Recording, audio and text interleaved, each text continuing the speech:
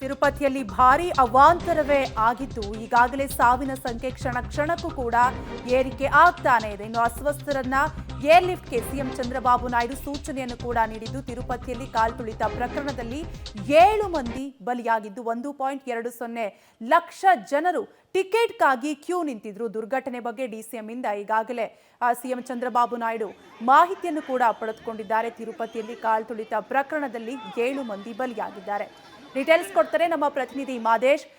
S Madesh, ಈಗಾಗಲೇ ಕ್ಷಣ ಕ್ಷಣಕ್ಕೂ ಕೂಡ ಸಾವಿನ ಸಂಖ್ಯೆ ಏರಿಕೆ ಆಗ್ತಾನೆ ಇದೆ. ಗಾಯಾಳುಗಳ ಪರಿಸ್ಥಿತಿ ಯಾವ ರೀತಿಯಾಗಿದೆ?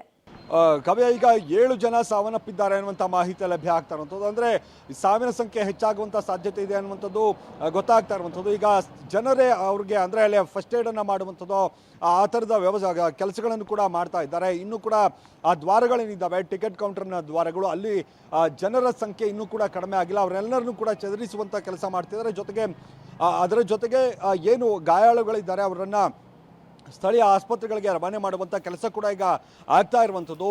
ಯಾರೆಲ್ಲ ಗಾಯಾಳುಗಳಿದ್ದಾರೆ ಅವರಿಗೆ ಸೂಕ್ತ ಚಿಕಿತ್ಸೆಯನ್ನು ನೀಡಬೇಕು ಅನ್ನುವಂಥ ಸೂಚನೆಯನ್ನು ಈಗಾಗಲೇ ಸಿಎಂ ಚಂದ್ರಬಾಬು ನಾಯ್ಡು ಅವರು ಕೊಟ್ಟಿದ್ದಾರೆ. ಹಾಗೆ ಅಧಿಕಾರಿಗಳೇನಿದ್ದಾರೆ, TTD ಅಧಿಕಾರಿಗಳು, ಅವ್ರಿಗೂ ಕೂಡ ಈಗ ಎಚ್ಚರಿಕೆಯನ್ನು ರವಾನೆ ಮಾಡಿರುವಂಥದ್ದು. ನಿಮ್ಮ ವೈಫಲ್ಯದಿಂದ ಈ ರೀತಿಯಾಗಿ ಆಗಿದೆ ಅನ್ನುವಂಥ ಎಚ್ಚರಿಕೆಯನ್ನು ಅವರು ಕೊಟ್ಟಿದ್ದಾರೆ. ಕೂಡಲೇ ಸರಿಪಡಿಸಬೇಕು, ಮತ್ತೆ ಈ ಸಾವಿನ ಸಂಖ್ಯೆ ಏನಿದೆ ಅದು ಹೆಚ್ಚಾಗದಂತೆ ನೋಡ್ಕೊಳ್ಬೇಕು ಅನ್ನುವಂಥ ತಾಕೀತನ್ನು ಅವರು ಮಾಡಿರುವಂಥದ್ದು. ಒಟ್ಟಾರೆ ಭದ್ರತಾ ವೈಫಲ್ಯ ಎದ್ದು ಕಾಣ್ತಾ ಇದೆ. ಯಾಕಂದರೆ ಹಲವು ದ್ವಾರಗಳನ್ನು ಮಾಡ್ಕೊಂಡಿದ್ರು ಕೂಡ ಇಷ್ಟು ಸಂಖ್ಯೆಯಲ್ಲಿ ಜನ ಸೇರುವಂಥದ್ದು. ಸುಮಾರು ಒಂದು 7ರಿಂದ 10 ಲಕ್ಷ ಜನ ವೈಕುಂಠ ಏಕಾದಶಿ ಆ ದ್ವಾರದ ದರ್ಶನವನ್ನು ಮಾಡೋದಕ್ಕೆ ಕಾಯ್ತಾ ಇದ್ರು.